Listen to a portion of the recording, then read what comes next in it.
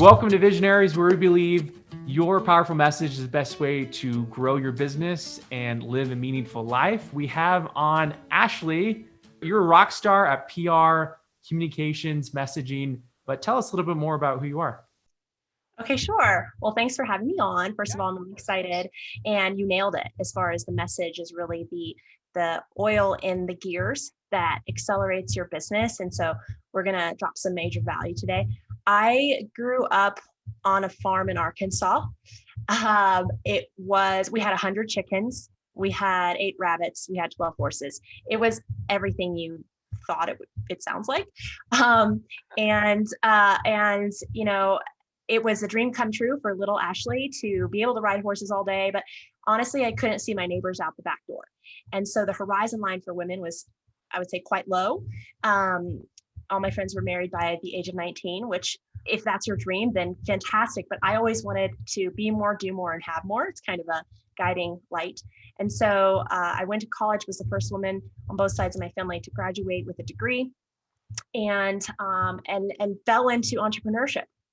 I was invited to be on the founding team for a fashion magazine in New York City, and kind of self-nominated to run the PR just because I get really excited about stuff and I want to celebrate other people's messages, and had no background in media, did not study it, did not know a soul, and just knew I needed to do whatever got results or I would be fired.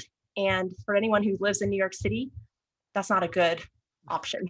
So I self-nominated, ran the PR marketing rollout for the magazine. It wound up going viral, 7 countries. We got 180 features in 8 months. Wow. And it was all the major outlets were picking us up. I was fangirling at fashion shows and in dressing rooms for EW and New York Times. But what I realized is this: so many people are hustling 24/7, wondering why they're not getting anywhere. And the reason why is because if you don't have a space in the marketplace, you have to carve one out for yourself. And the way you do that is by enrolling people in your vision. And the way you do that is by telling a compelling story that people can rally around so that you can mobilize a movement around this cause. So the magazine was the first no Photoshop fashion magazine. But think about what you're doing in your business or your life that could be different, disruptive, innovative solution creation in the market. And we can build a whole system in how to tell a story that's not just, hey, we're doing this cool thing, but actually enrolls people in the vision so that your clients and customers come to right to your doorstep. Yeah, I love that you said that. You're totally speaking my language. You know, and a powerful thing that you see more and more too is that oftentimes the vision doesn't really have much to do with the products or services themselves, but what those products or services do for the individual, for the family, you know, for the business.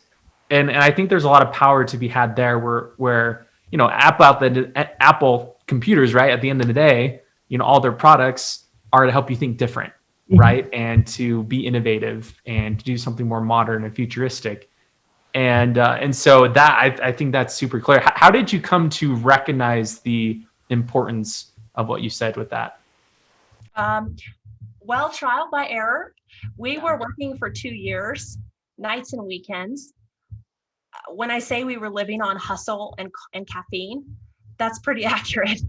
And what would happen was the investors were skeptical. The readers weren't really sure what we were doing. It's kind of cool to launch a fashion magazine, but print is dead. That's what we heard time and time again. The defining moment was when we were working at a co-working space. We were the only all women's table of female founders in the co-working space. The FedEx guys used to drop packages off at our table, thinking we were the secretaries. And so we knew we had to do something different. After 2 years, I told the team, we need language to tell people how what we do is different from everyone else. That's when we branded it as the first no Photoshop fashion magazine. And so anything you're doing in your business, if you feel stuck and struggling, think about what you're doing differently from anyone else in your industry. Really pull that out, extract that, and then craft a narrative around it. So what we did was we cast models off the street and we put them in the pages of a fashion magazine. And that was the first thing that was kind of a differentiator. But the immediate response, where you go from 30,000 traffic a month, and today it has 1 million views a month, we saw an uptick to 280,000 views a month in just 2 weeks from one media story. So that was an aha moment of, we're working, but hustle's not going to get you the red carpet. So many people think if you hustle harder, the red carpet rolls out for you if you just have a cool product. That's patently false.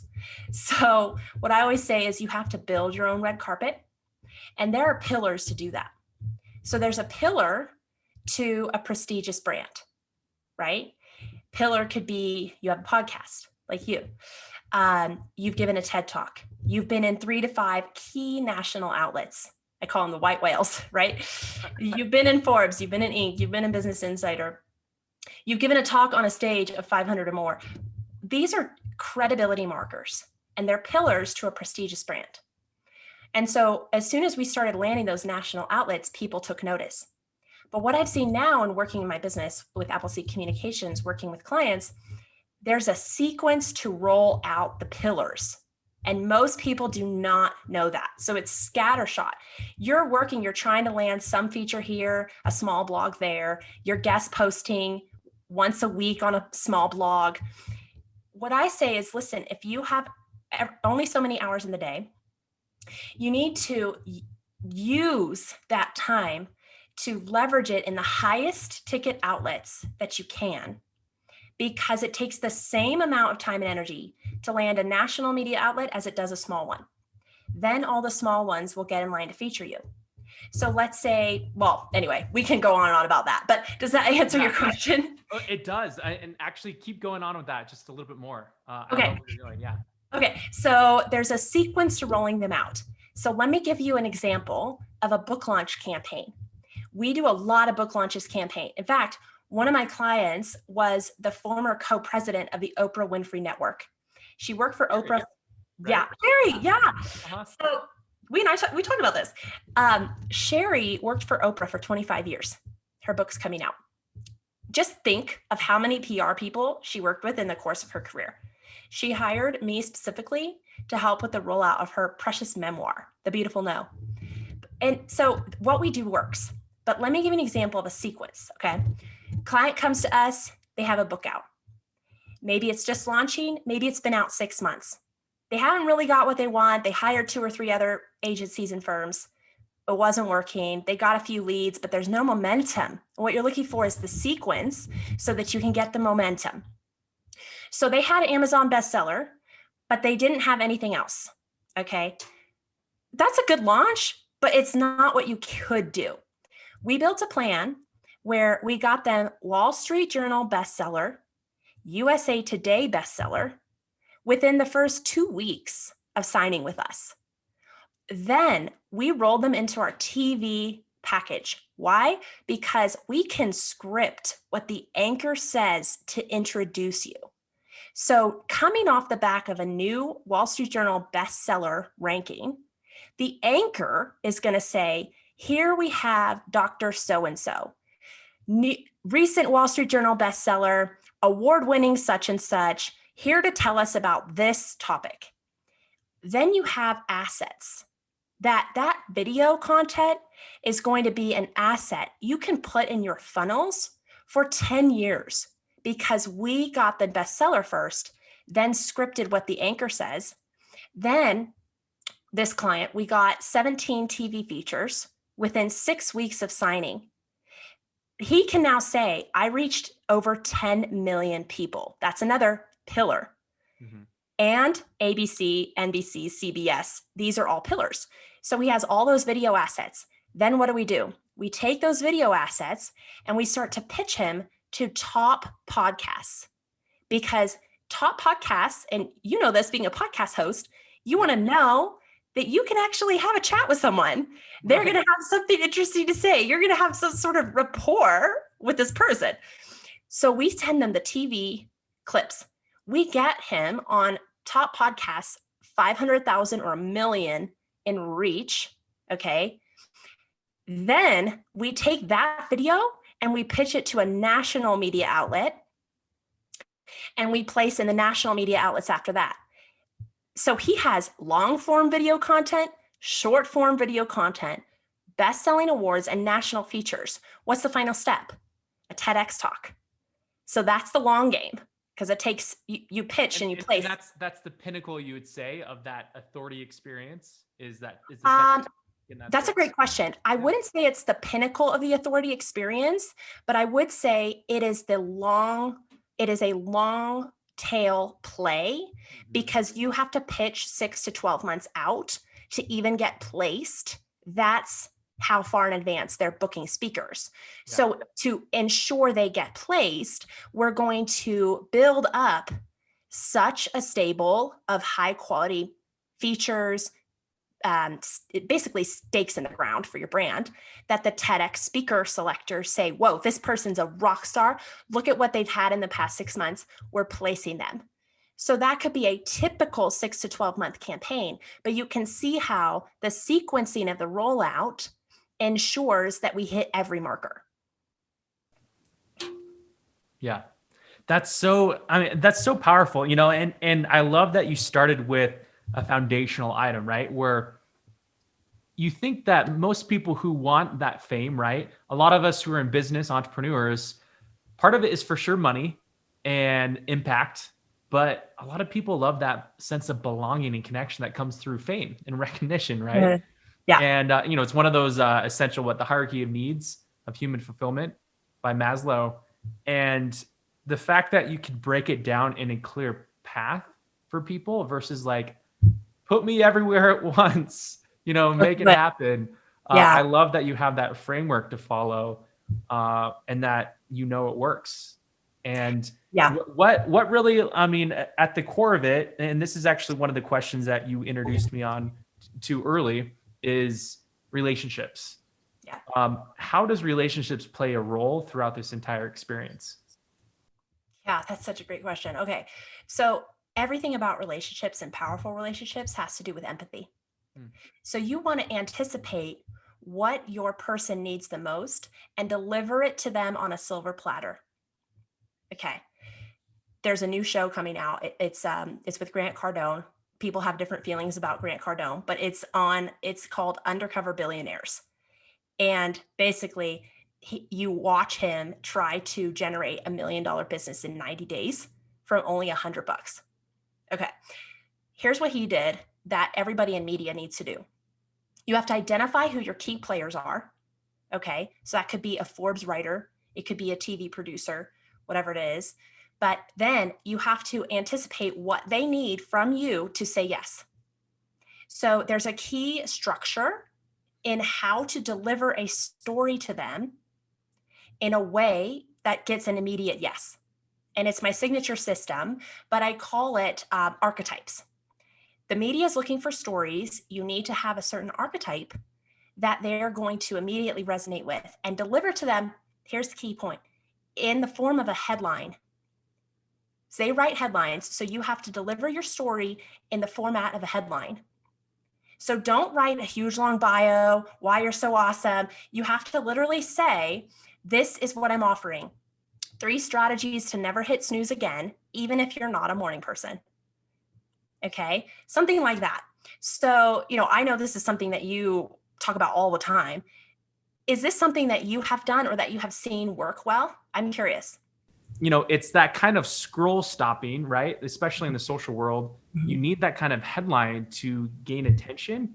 And then people can identify whether is this for me or is it not for me?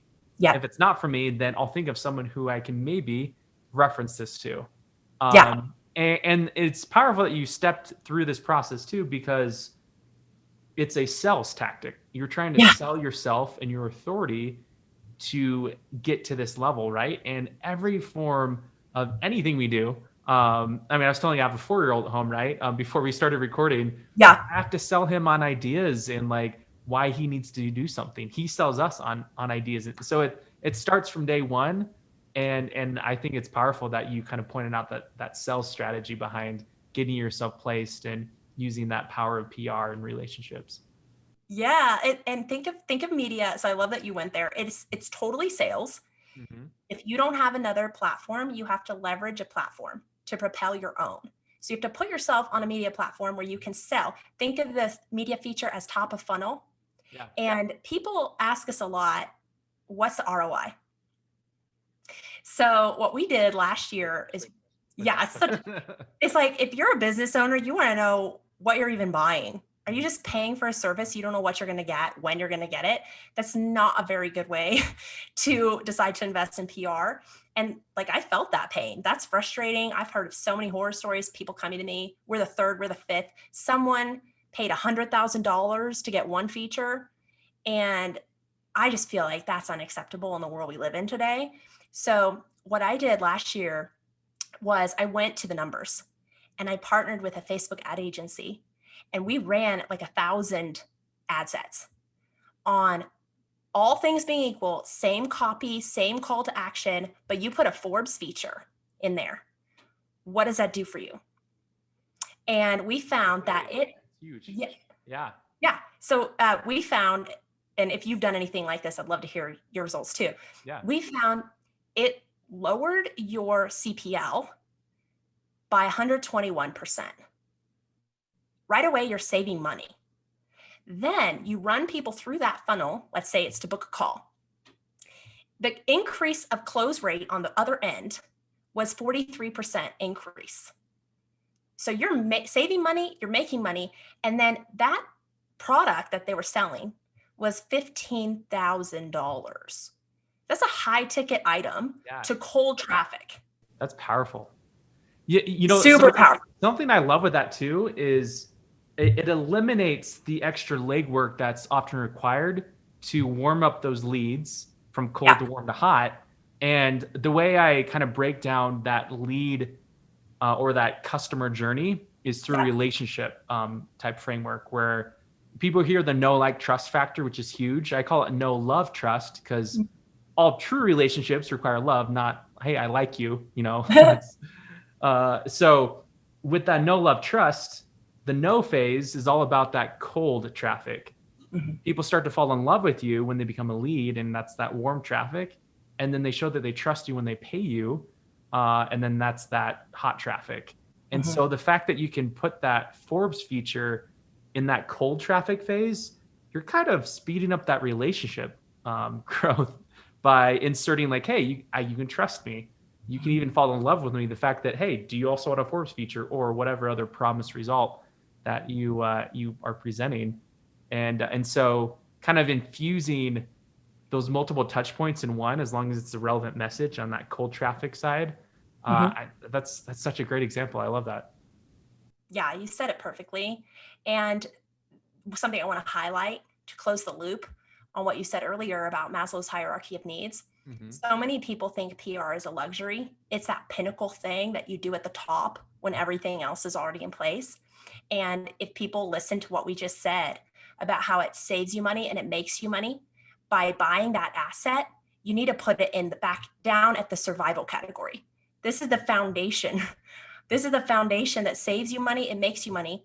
And it's something that you can leverage literally for years on end. So I would put that more in the foundational launch pad of your business growth and really let that sink in, because it challenges a lot of paradigms around the role of publicity. So what I want people to hear and consider is that if you do it right and you get clear on what the pillars are going to be for your brand, you get clear on the sequencing, and then you can work with someone like, at our agency, we can walk you through even how to do it yourself and plug and play. That is going to be leverage for 2021. Think of it like a true investment at that point. And so, we're talking about a lot of different things. It's sort of, if this is a new world for anybody, I break it down step by step. It's really like 3 key steps that you have to think through, but it's concrete and it's in the book that I have. I'm happy to give it to your audience for free.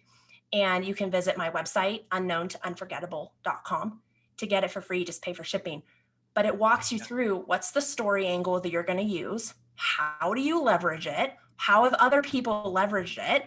One of my clients, Kelly, she literally 500% increased her prices off the back of like 5 TV features She's doing over 12 million now. This is life-changing for people. And where she was 3 years ago when she started this, it was like a million, which is still awesome. But think of like, okay, if you could be at 12x what you're doing now in a matter of 3 years, like people can get excited about that. Yeah. Oh yeah, for sure. Wow, that's so incredible. And so definitely go check out what Ashley has. I know we need to wrap up this. I'll call it a little bit of a workshop. Actually, I think there's so many practical things people can start to implement and consider in their PR and communications plan. And what would you say is kind of like a wrap up question? With all this being said, like, what is your vision as a result of this? Like, what are you looking to achieve for yourself and for those around you? Okay, my guiding mission is to impact the lives of 1 billion people worldwide. And the way that I'm going to do that is by working backwards to the number of clients that we serve and the volume of reach that they have. So the example I gave you with our recent client who launched a book, he has now reached well over 12 million in less than 6 months through media. So if we work backwards, we just work the numbers. So it's this volume of clients, this amount of reach. We're going to reach 1 billion people. We can do it in a year or two, but that's what really gets me excited because we live by the stories that we tell. And as a society, I want us to have access to solution creators who are leaders, visionaries, just like the name of your podcast, and giving people that compass of what is possible for them so that we can move forward together as a healthier, more whole people. Oh, that's so powerful. Thanks so much for sharing. And I can tell that you're so clear on this. And it's so important that, you have that huge vision. People are like, billion what? But you can break it down. You know how to measure. And there's probably like a dashboard that you're seeing these numbers tick up, like either in your mind or, on a computer somewhere. Yeah. But this has been so good, Ashley. Thanks so much for this value and your time. And definitely go, we'll have the links available down below to go check out more what Ashley offers, from access to her book. You get it for free, and also access to her agency as well. So thanks for having me. Yeah, of course. Thank you.